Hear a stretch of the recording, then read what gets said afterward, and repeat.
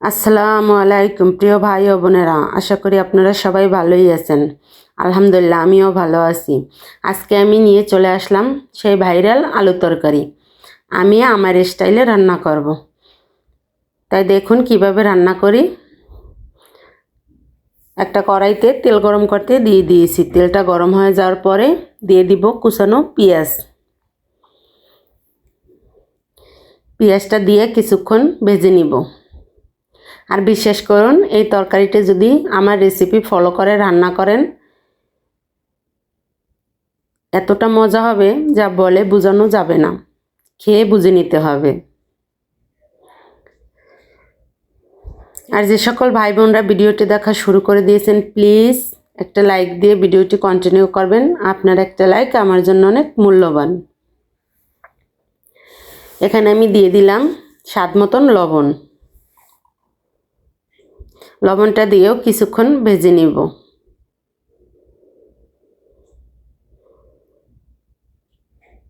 পেঁয়াজটা কিন্তু ভাজা হয়ে গিয়েছে। এখন আমি এখানে দিব আদা আর রসুন একসঙ্গে বাটা দিয়ে এখন আদা রসুনটাও খুব ভালো করে ভেজে নিব। আর এই আলু তরকারি দিয়ে আপনি একটার জায়গায় 10টা রুটি খেয়ে নেবেন। রুটি, পরোটা, ভাত সব কিছুর সঙ্গেই জাস্ট জমে যাবে। তারপর দিয়ে দিলাম পানি। এখন কিন্তু আমি এখানে গুঁড়ো মশলা দিয়ে দেব। এখানে আমি ধনিয়ার গুঁড়া দিয়ে দিলাম 1 চামচ পরিমাণ। তারপর দিয়ে দিব 1 চামচ মরিচের গুঁড়া। আমি আমার পরিমাণ অনুযায়ী মশলাগুলো দিতেছি। তারপর দিয়ে দেব 1 চামচ হলুদের গুঁড়া দিয়ে এখানে আমি দিয়ে দিব 4টা এলাচ। এখানে কিন্তু আমি গরম মশলার গুঁড়া ব্যবহার করব, তার কারণে কিন্তু এখানে আমি আস্ত এলাচ দিয়েছি শুধু, আর কোনো গরম মশলা ব্যবহার করিনি। তবে দেখুন, এখানে কিন্তু আমি 1 চামচ পরিমাণ গরম মশলার গুঁড়োটা দিয়ে দিলাম। এখানে সব ধরনের মশলা একসঙ্গে গুঁড়ো করা আছে। তারপর দেখুন মশলাটা কষতে কষতে কিন্তু আমি এই যে সিদ্ধ করে নিয়েছি আলু, এগুলো হাতের সাহায্যে একটু ভেঙে দিব। আপনারা চাইলে কেটেও নিতে পারেন। আমি এভাবে ভেঙেই রান্না করব। আমার কাছে এটাই বেশি মজা হয়। আমি যে সবগুলো আলু ভাঙা হয়ে গিয়েছে। আর দেখুন মশলাটাও কিন্তু খুব ভালো করে কষানো হয়ে গিয়েছে। এখন আমি আলুগুলো দিয়ে দিব।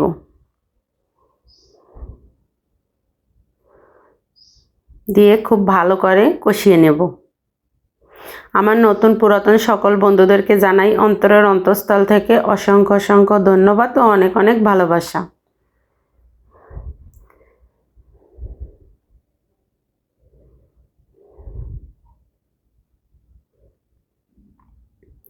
আমার ভিডিওটি যদি কোনো নতুন বন্ধুদের কাছে ভালো লেগে থাকে, চাইলেই আমার চ্যানেলটি সাবস্ক্রাইব করে পাশে থাকা অল বাটনটি বাজিয়ে রেখে দিতে পারেন। আমি কোনো ভিডিও ছাড়ার সঙ্গে সঙ্গে আপনাদের কাছে নোটিফিকেশন চলে যাবে। আপনারা আপনাদের সময় সুযোগ মতন দেখে নিতে পারবেন। তারপর দেখুন খুব ভালো করে কিন্তু কষিয়ে নিয়েছি। আর এখানে আমি ঝোলের জন্য কিন্তু পানি দিয়ে দিয়েছি।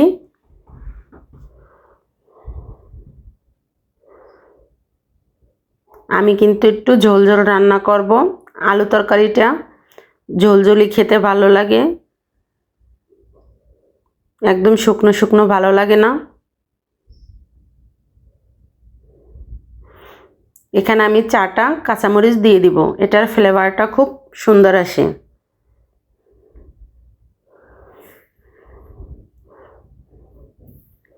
দেখুন কিছুক্ষণ কিন্তু আমি জাল করে নিয়েছি। এখন আমি একটু নেড়ে চেড়ে দিব।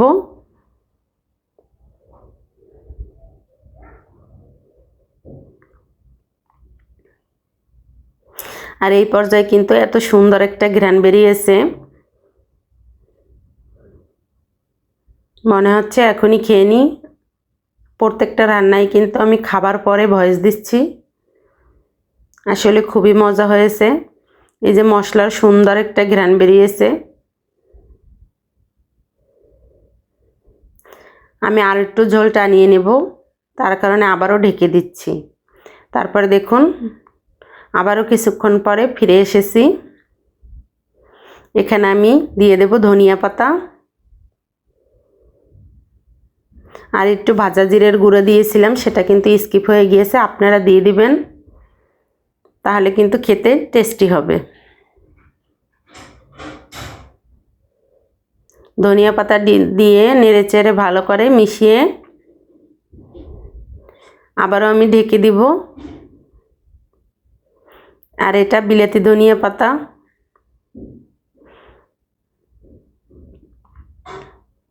দেখুন আমার রান্নাটা কিন্তু হয়ে গিয়েছে।